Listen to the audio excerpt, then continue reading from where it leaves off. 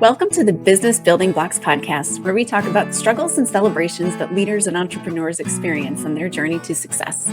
I'm your host, Kristina, and I'm passionate about helping you achieve massive amounts of success at work and at home. We'll talk about all things people and organizational wellness, share relatable stories, and feature insightful guests because quality people and processes are at the heart of every success story. Ready to learn, grow, and have fun? Let's dive in. Hello, and welcome to the Business Building Blocks podcast. I'm your host, Kristina Schmidt.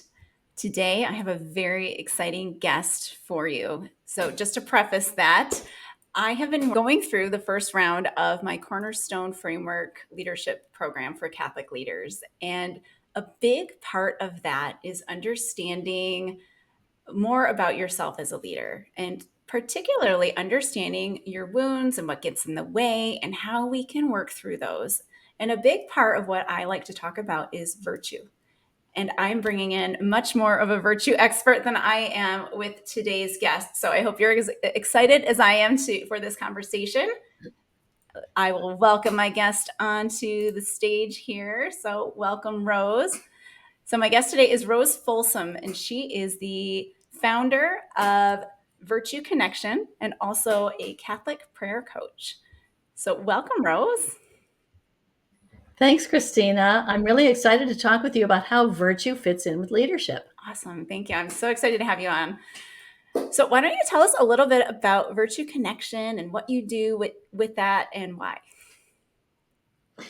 I'm going to back up why I even started Virtue Connection. And it's interesting because it has to do with wounds.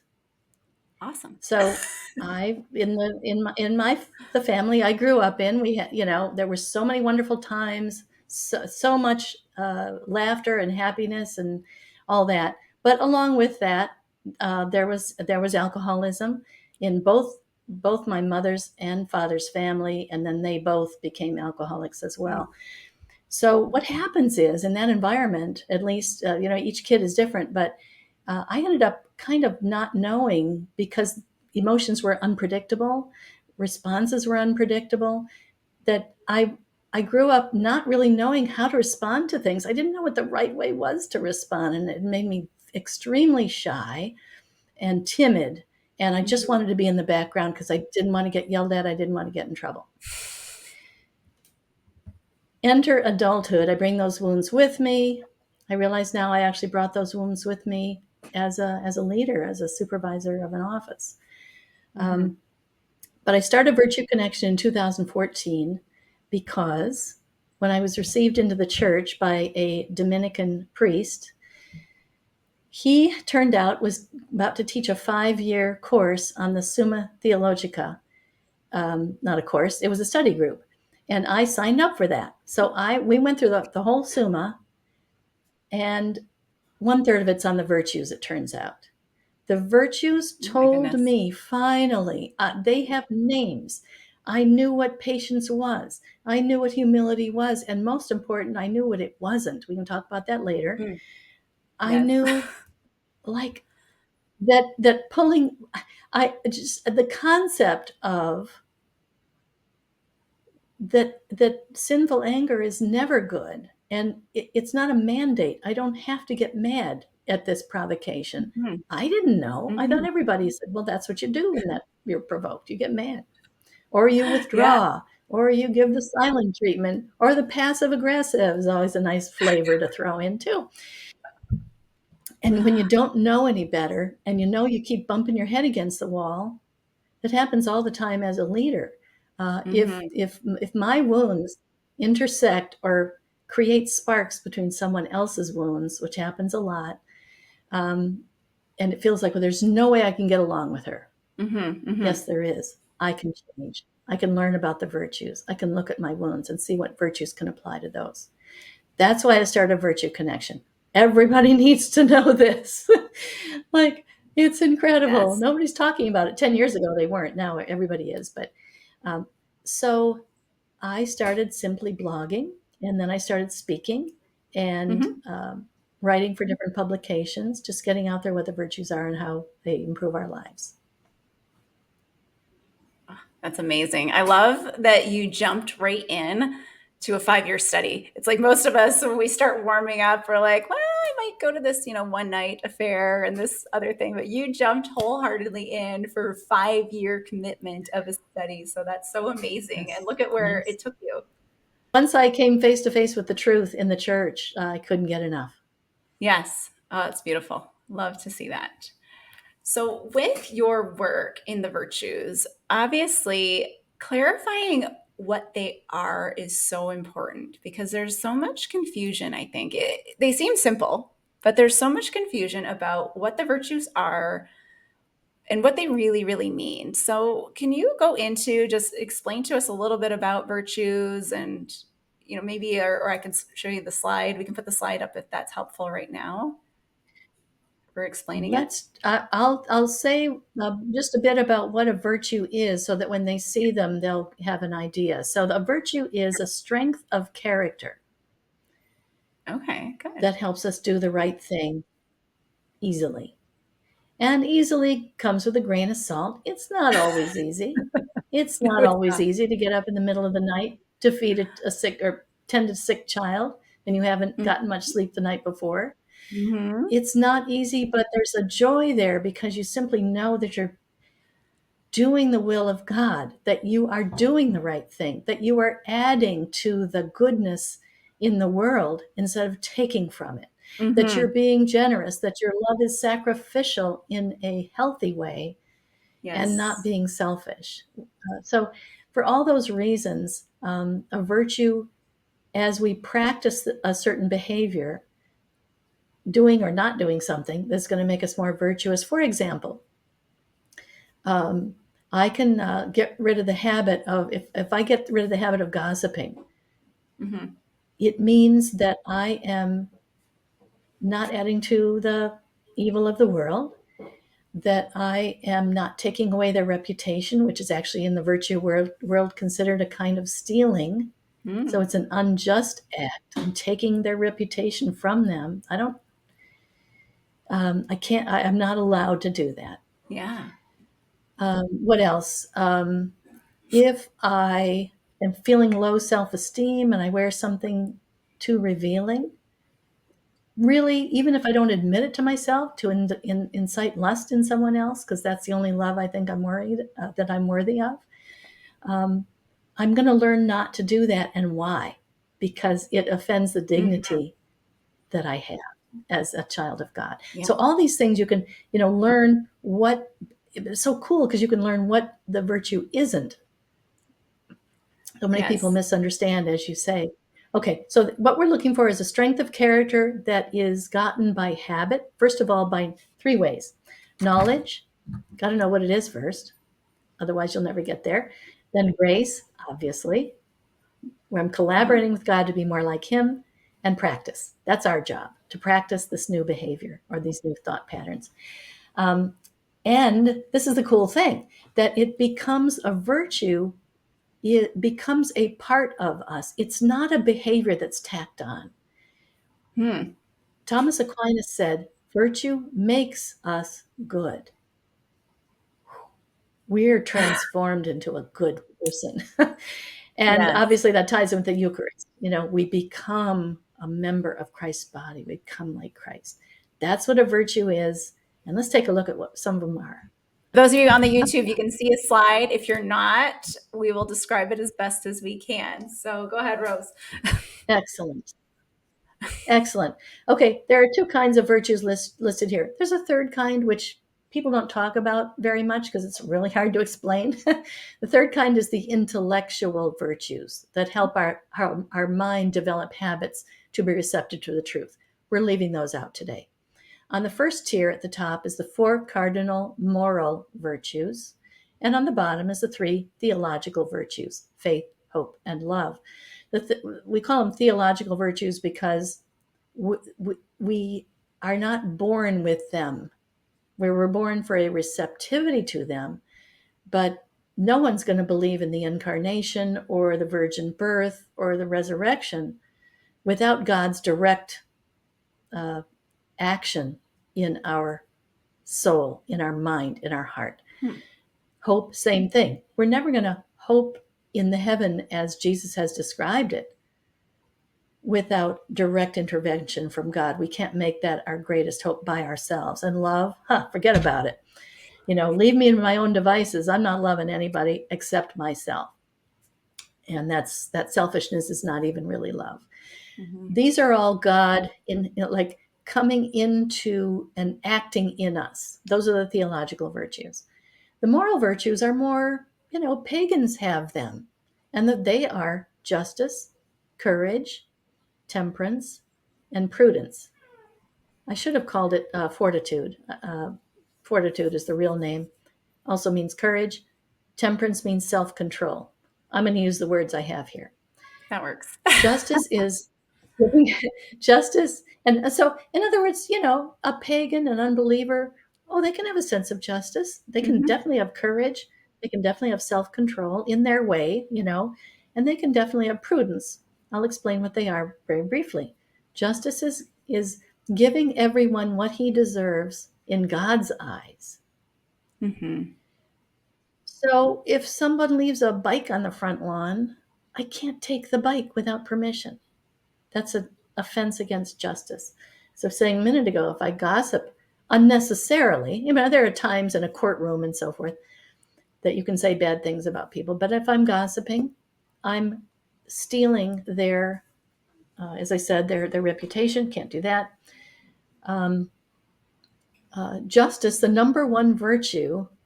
When you and I were in communication, you were saying, what's the most important virtue? Mm-hmm. Well, St. Paul says it's love, Mm. because that covers all virtues. All virtues are really just aspects of love. Yeah. But as far as the moral virtues go, the top virtue is justice, and the part of justice that is worship of God. So when you think about it, it makes sense, right?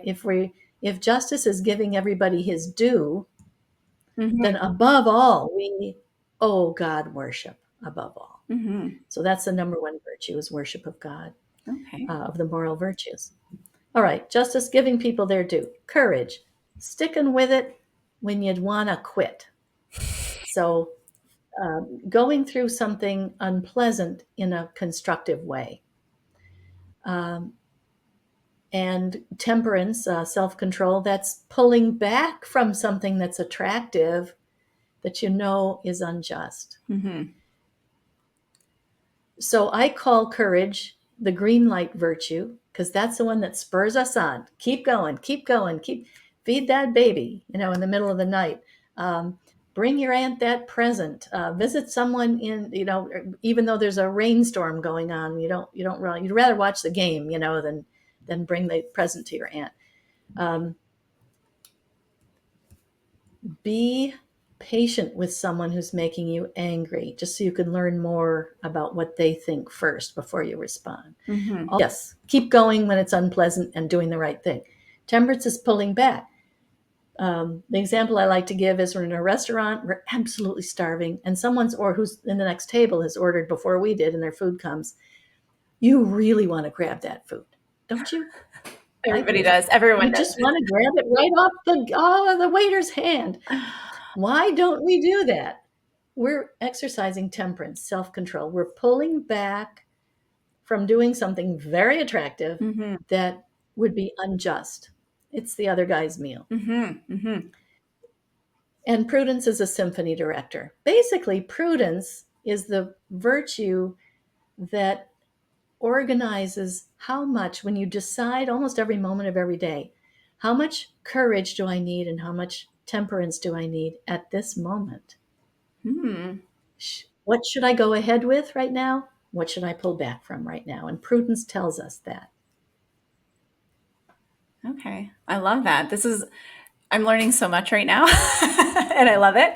But I love to hear how much understanding prudence really gives you that balance between the courage and the temperance, because I know that, myself, I start praying for myself to, okay, I need more courage right now. I need more of this and more of that. But understanding that balance, that maybe when I'm trying to get the balance between the two, maybe I should be praying for prudence or fortitude, as you've called it. So perhaps. Yeah. God, give me what you got. Yeah, just give me everything right now that I need. Pray for them all, because that's what's important. Well, prudence is kind of an oddball virtue because prudence is a process. Mm, So think about it. When you're making a decision, any kind of decision, you're going to weigh different factors. You're going to identify the factors you need to take into account, and then you're going to take them into account in the right order, in the right way. You're going to ask people's advice. You're going to look at the data, mhm, whatever it involves. mhm. You're going to look at everything you should look at for due diligence to make that decision. And that's really what the process of prudence is. Okay. And then your moral sense weighs in, because if your brain's saying, ooh, we could really save money if we fired 3 employees or started cutting corners on the quality of what we're putting out, Mhm. your moral sense then is going to kick in and say, no, we're not going to do either of those things. And so the prudence, just all those factors, the mind, the heart, the desire, what do I want to do? Mhm. All those things come into play with prudence that in deciding the thing that is going to lead to justice in the greatest way. Ah, awesome. So they really do all work together. They all work All work together. together. It's beautiful. Yeah. So in my training, I'm doing training of leaders, and I focus on virtues because it helps to heal wounds. But how would you say, I mean, that's just how I use it, because praying for the opposite virtue of the sin that's causing the wound can help. But what is your number one reason why people should really study into virtues? What would you say? I would say that if you study them individually, even though they never appear individually, study them individually, get the knowledge, find out what they are, pray for the grace, to implement them, and then practice, practice, practice. Hmm. You do that with individual virtues, and then you put them all together, and you're a more loving person. So the payoff is, I'm more likely to bring Jesus. I'm more likely to bring Our Lady into that meeting room, into that difficult conversation, Hmm. than I would if I didn't know anything about the virtues Yeah. and what they can do in this situation. Hmm. Yes. So screaming to me right now, like we talk about emotional intelligence, or in the secular world of leadership, we talk about emotional intelligence. And really, this is a way to grow in that emotional intelligence, studying the virtues, because you're understanding yourself, but you're also learning control, you're learning self control, you're learning how to best approach life. Would you agree, or would you respond to that? Yeah, that's an interesting connection to make between virtue and emotional intelligence. I would say that they have the same effect, Mm-hmm. and that is we're going to work less from our fears and our selfishness, Mm-hmm. and more in our generosity and sacrificial love, and kind of just acting on what we know to be right, even if it's a little uncomfortable. Mm. Um, Emotional intelligence and virtue. Yeah, I think they have a lot in common, because it helps us see, they both help us see right, see things realistically, which Mm-hmm. helps us then recognize our wounds, recognize our weaknesses, and do what we can to strengthen those weaknesses. Yeah, that's great.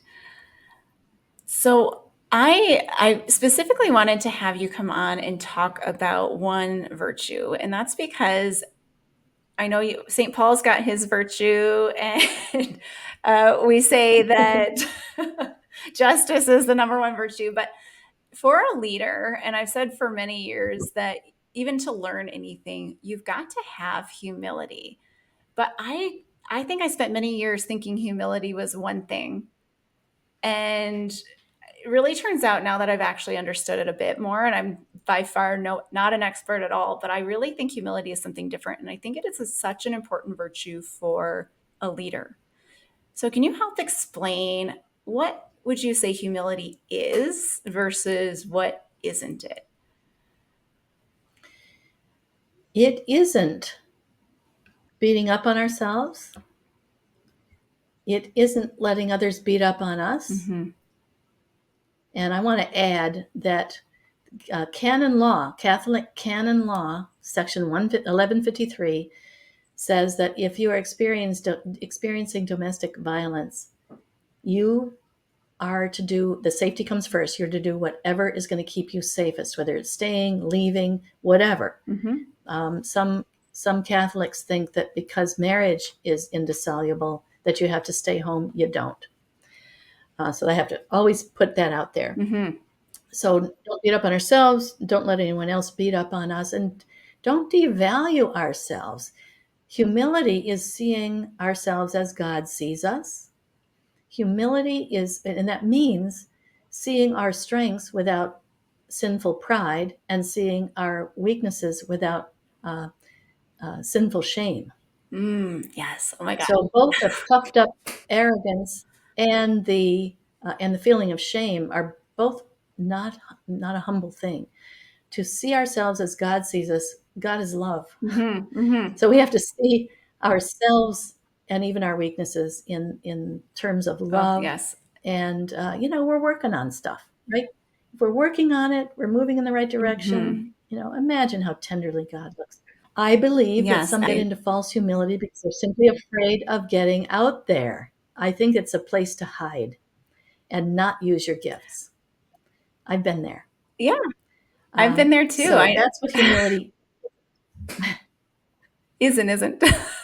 still a temptation, right? It It's still a is. temptation. It's always a temptation. It is. Yeah. But why? Because the devil doesn't want us to do good in the world and get out there and do big things. That's why. Really good.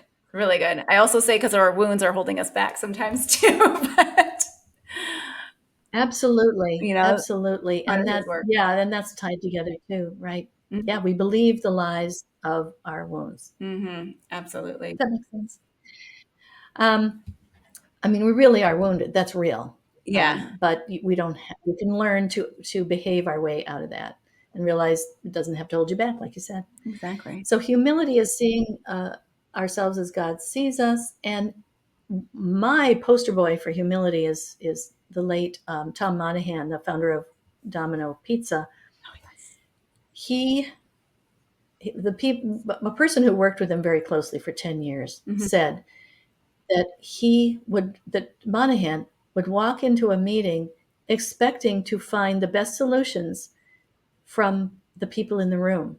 He didn't come in to lord it over people. I mean, here's this multi-billion-dollar founder walking into a room expecting the wisdom to come from the people in the chairs around the table.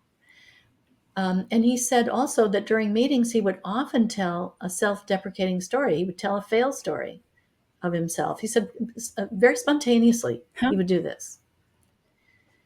That's fantastic. Imagine it. Yeah, imagine how that sets the tone with your staff, that it's okay to make a mistake. It's okay to have weaknesses, and we'll work with that. If we know about it, we'll work with it. And that when I was one of the director jobs I had in a government office, there was a shame and blame culture when I walked in. Yeah. And I had to, which is very easy for me because, make a fair number of mistakes. To set the tone of, hey, we talk, we laugh about these things. Big mistakes. Of course, I might grip the edge of the desk a little bit when I would hear something, but it's okay. Just no shame and blame. We're going to talk about it. We're going to say, what can we do? What do we do next? Yeah. What's the next best thing to do? Yeah, absolutely. So humility is admitting your mistakes. It is really, I think, being a good listener is so much a part of that. About listening to understand where other people are coming from instead of being the bulldozer who's got all the answers, or even some version of that. I think many of us, including myself, are bulldozer light. We're little baby little bobcats. Not a big bulldozer, but we tend to have, once we've decided that the right thing to do, kind of forget that there might be other ways of looking at it. Oh, that's funny. I've never heard anyone use that term before, but I love it. It describes so much because it's like you're just going to keep going, forget to reevaluate. Does it still make sense? So great. That's right. That's But right. I, your description of Tom Monahan was fantastic, though, because really, when you think about a great leaders use their teams. They want their teams to say something, and it can be hard. I know when I was leading, I thought I had to have the answers. I felt like I had to prove myself by having the answers. But in reality, we're better leaders if we can kind of close our mouths, say, what do we think here? How do we get to this solution? How does this work? Yes, as a leader, you still have to set the direction. You still have to say, yep, we're still going this way, but I need everybody on board to help brainstorm, to help think of, what are we going to do? How are we going to solve this problem? And how do we get to that spot that I said we were going to? So amazing. Wonder of wonders, people will come up with better ideas than I had. I know. See, I don't have wonder, so I need the others. I've talked about working genius enough on this podcast. I think people will get the joke there. They know But what it is.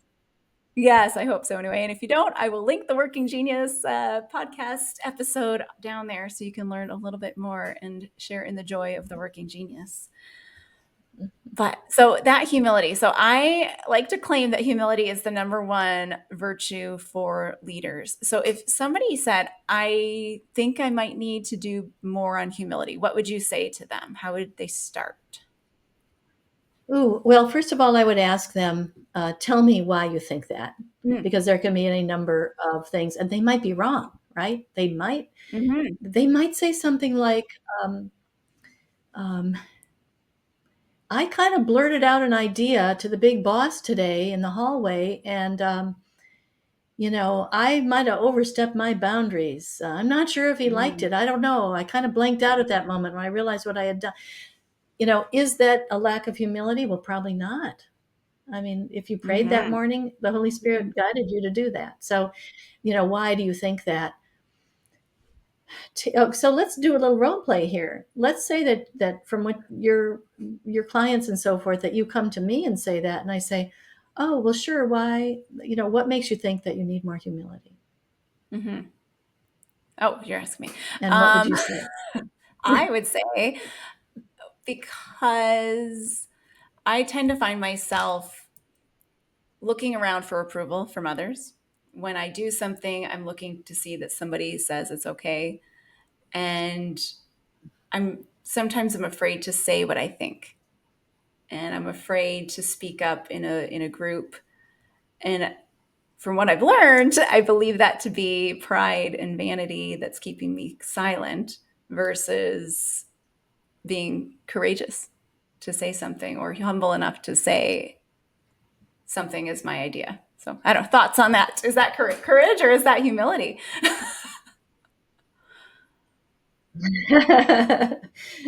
Give me a second here. Yeah, well, you've described a pattern that I agree. Mm-hmm. You've assessed it correctly.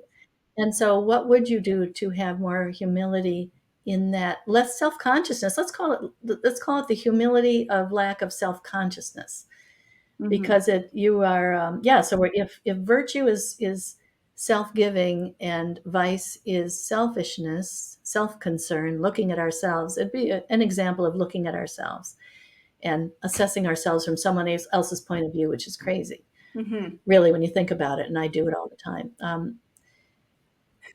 So I would say to practice. This is something kind of practical. I would say practice in front of the mirror or with a tape recorder so that you can hear yourself. Whether do you sound strident when you say your idea? Probably not. It's all in your mind that you think you're being too Mm-hmm. aggressive with it. Do you sound strident? How do you sound? What words do you use to couch the idea? How long do you go on before you stop talking and have let other people weigh in? All those things you could look at and say, if I were stepping back, if I were watching me do this, what would I think? Or film yourself is probably even better. Film yourself Mm-hmm. doing it and say, well, what do I think? Um, I don't know. You're probably going to say, looks pretty good to me. Or let me just talk a little more slowly. Let me lower my voice a little bit so I don't sound shrill because I'm nervous. all these little practical things, you can be confident then if you practice that to come into the meeting and say what you need to say and be confident in yourself that you're doing it in a way that can be received. All right, that's good. I love that. So overall, if someone wants to get started, so let's say they're kind of doing some prayer time already, but now it's like, ooh, this virtue thing. Should I start working on that? So what's the first step they should take? Yes. So, as we said, I started Virtue Connection in 2014. In 2019, light bulb went off, and I realized no one's going to grow in virtue if they don't have a great prayer life. So, absolutely, prayer is the first step. Okay, good. So, so I'll tell you what I did about it. I I started with a 5-day challenge called Revive Your Catholic Prayer Life.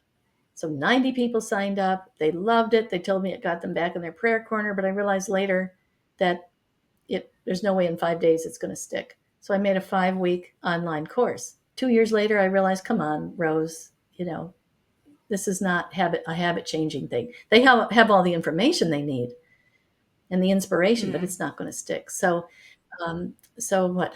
A year and a half ago, I started offering a a, uh, a 60-day course for people who have no time. I mean, I have to say that really all in one gulp because it's absolutely true. It takes almost no time, Mhm. but it's a hybrid course now program with teeny little snacky videos, 2 or 3 a week, 10 minutes each. I mean, nothing.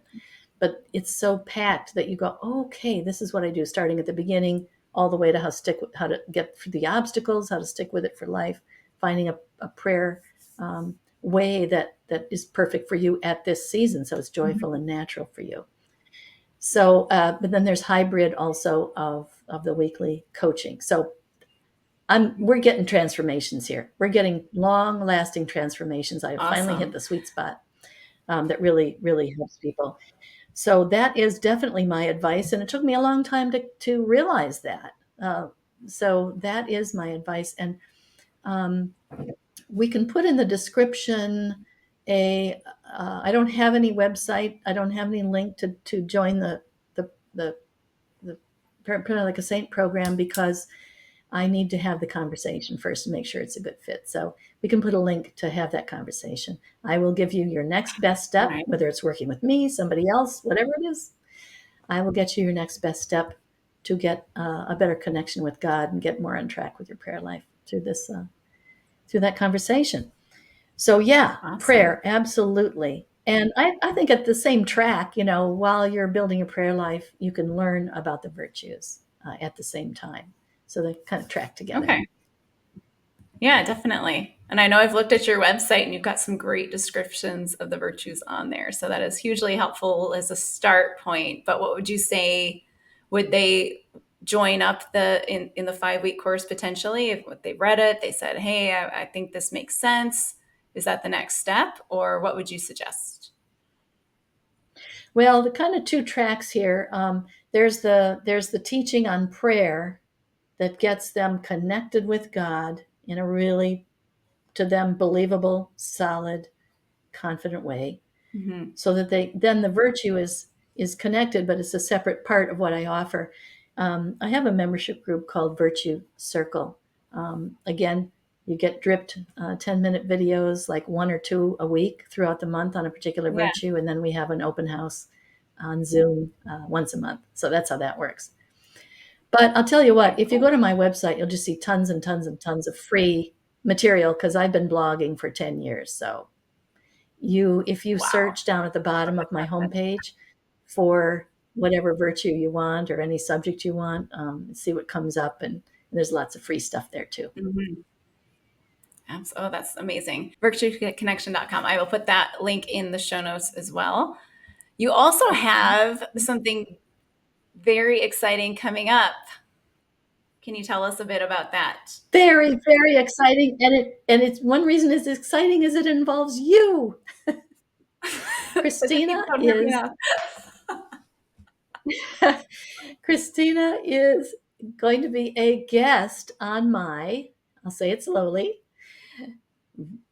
Virtue Growth Business Summit.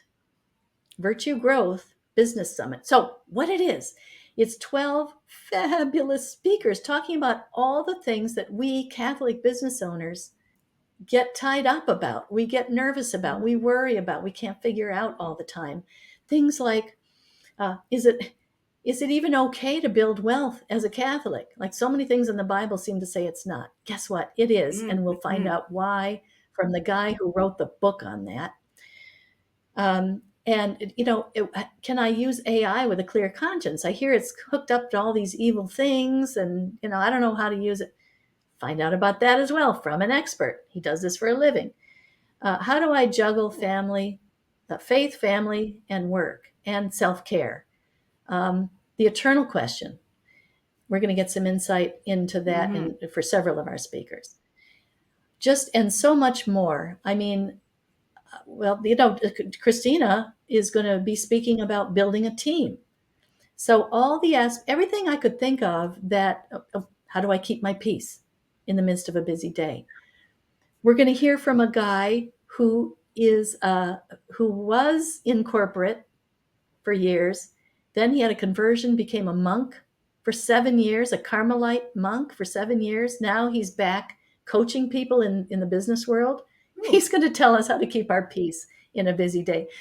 These speakers are so great. I cannot wait to share them with you. And so Kristina is kindly going to put a link. It's free, it's online, and you can get the replays. Okay, so there's no excuse not to sign up right now. It takes 20 seconds.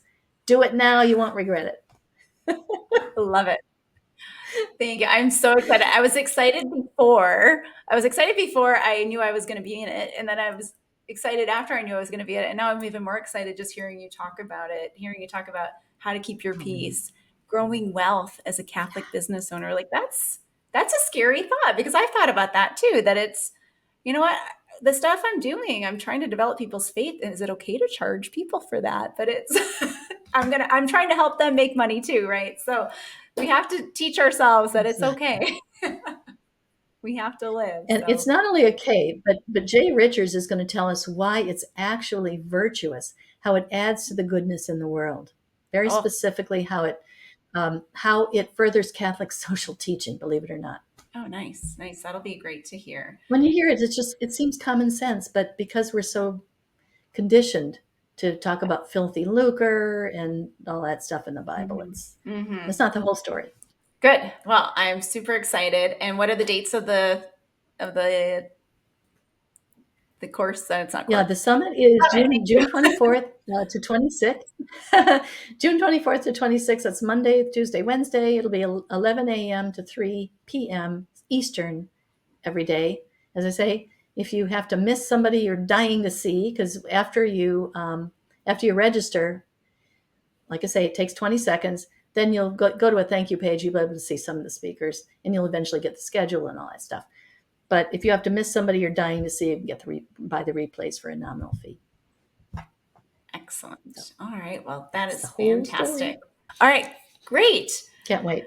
Yeah, me neither. All right. Well, thank you so much, Rose, for being part of the podcast.